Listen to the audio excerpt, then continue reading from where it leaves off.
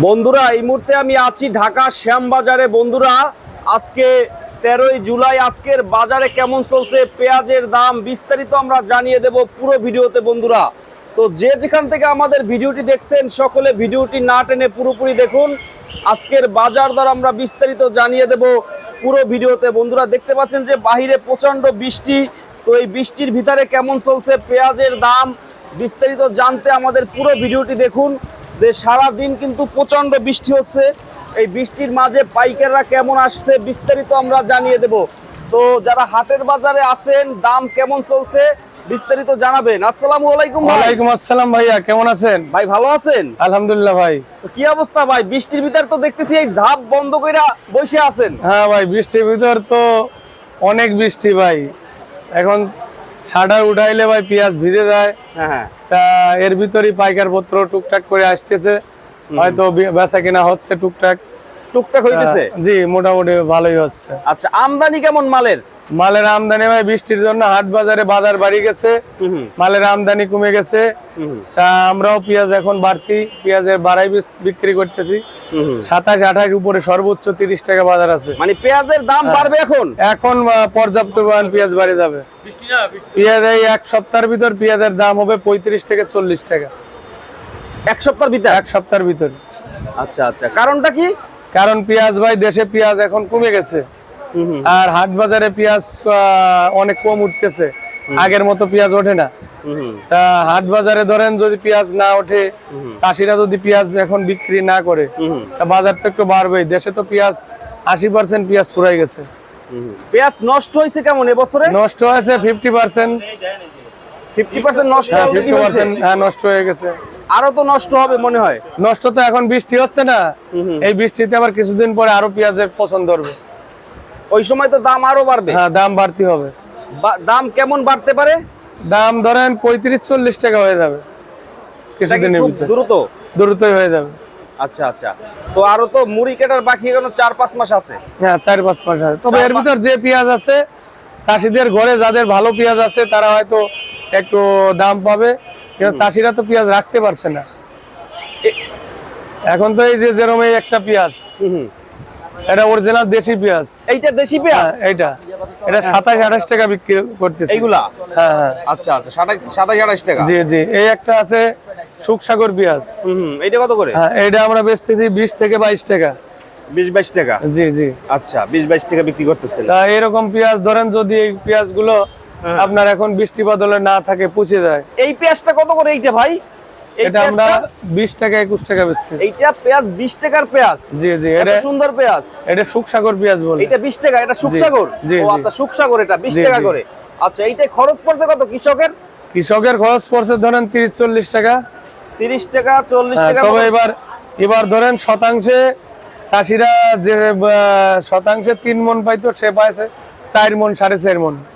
তা ফলন ভালো হয়েছে, কিন্তু চাষিদের পেঁয়াজ ক্ষেত থেকে তুলছে, যখন তোলার টাইমেও এরকম বৃষ্টির আবহাওয়া ছিল, তখন চাষিদের ওই পেঁয়াজ গুলো পচন ধরে দিচ্ছে। ক্ষেতের থেকে উঠে যে চাঙে রাখছে, প্রত্যেকের চাঙে পেঁয়াজ পচে গেছে। এই জন্য ধরেন পেঁয়াজের ফলন ভালো থাকলেও চাষিরা টাকা পাইতেছে না। টাকা পাচ্ছে না? না না। তো ভাইয়া এবছর আমরা প্রতি বছর দেখি যে আপনার ভারতের পেঁয়াজ শেষের দিকে লাগে, এবছর কি লাগবে? এবছর আশা করি লাগবে না। কি জন্য?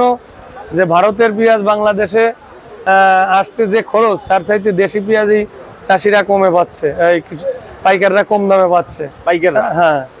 তাতে পাইকাররা ধরেন এখন পেঁয়াজ নিয়ে পাইকারদের ভালো লাভ হচ্ছে, কিন্তু ব্যাপারী চাষি দুজনেরই লস, সবারই লস হইতেছে। আচ্ছা, তো এখন হাটের বাজারে তো আমদানি তেমন করতেছে না। হাটের বাজারে এখন বৃষ্টি, তো হাটে ধরেন যে হয়তো যে চাষি বিক্রি করবে 10 মণ, সে হয়তো 2 মণ পেঁয়াজ নিয়ে আসতেছে অনেক।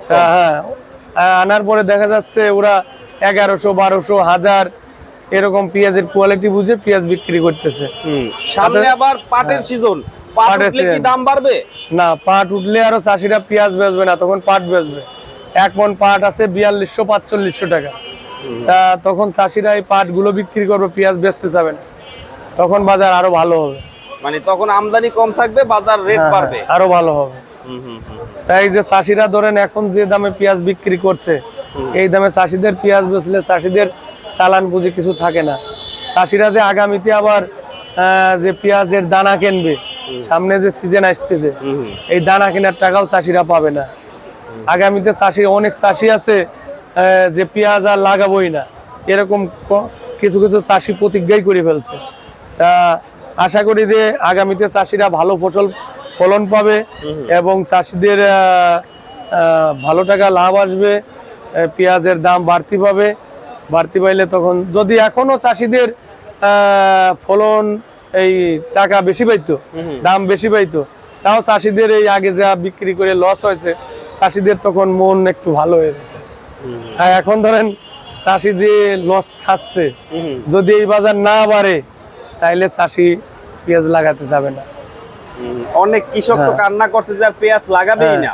চাষিরা এগুলো লোকে ধরেন মনের থেকে বলতেছে, মনের আক্ষেপে বলতেছে। ধরেন এই যে আলুর দাম বাড়ি গেছে, আলু ধরেন 8 টাকা 10 টাকা 12 টাকার আলু এখন 18 টাকা 20 টাকা।